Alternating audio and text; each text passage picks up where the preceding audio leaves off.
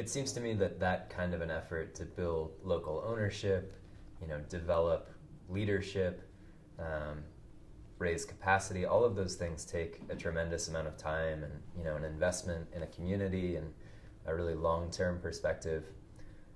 Afghanistan is in a period of intense transition right now.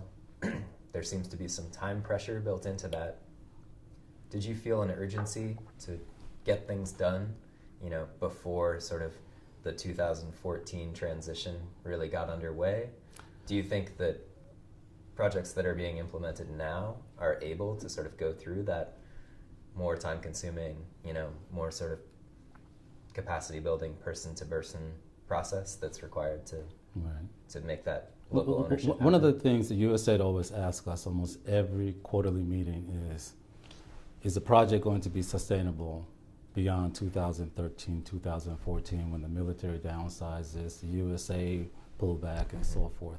USAID actually, because we were entrenched in the municipalities in different provinces in the field, unlike many other projects. So we've already experienced pullback of USAID and the military in the FOBs. But our project continued because it's not expat-led. Our projects are local, national-led. Expat provide support maybe from home office or from the HQ from time to time as needed on an advisory basis. But the actual work being done is done by the local national staff. So downsizing of the FOBs, downsizing of the military have no impact on our project.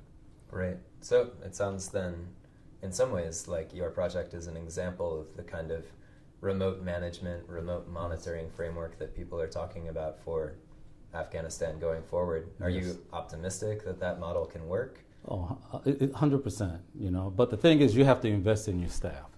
That's the key. You got to build that foundation rather than just sending the staff out there without investing in your local national staff. So our approach, I thought, was key to our success. Because when the mayors needed answers, last thing mayors want to hear is, let me go back and get the permission, or let me find out if we could do this. If they could just tell the mayor right there on the spot, yes, I could do that.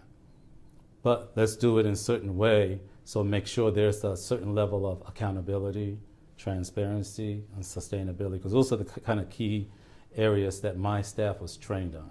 So I wanted to make sure those messages were carried out through to all the municipalities. So I think the model works.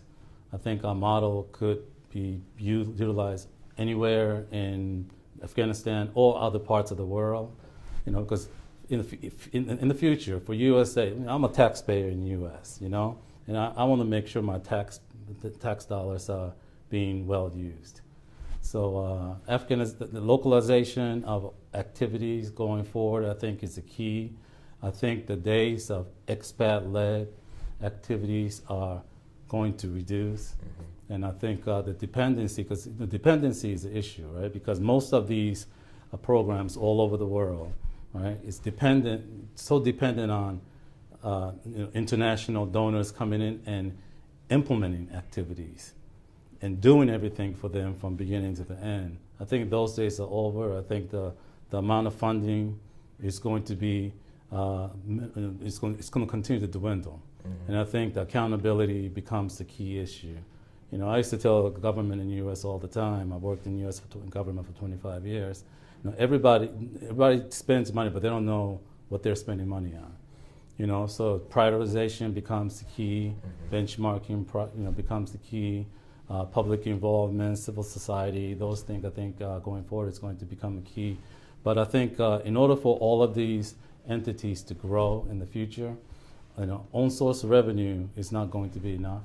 So in order for these municipalities to continue to have economic growth opportunities, you're going to have to bring in public and private sectors in to work with the public sector together. So we implemented several PPPs in public-private partnerships in Afghanistan, and we had some great successes there.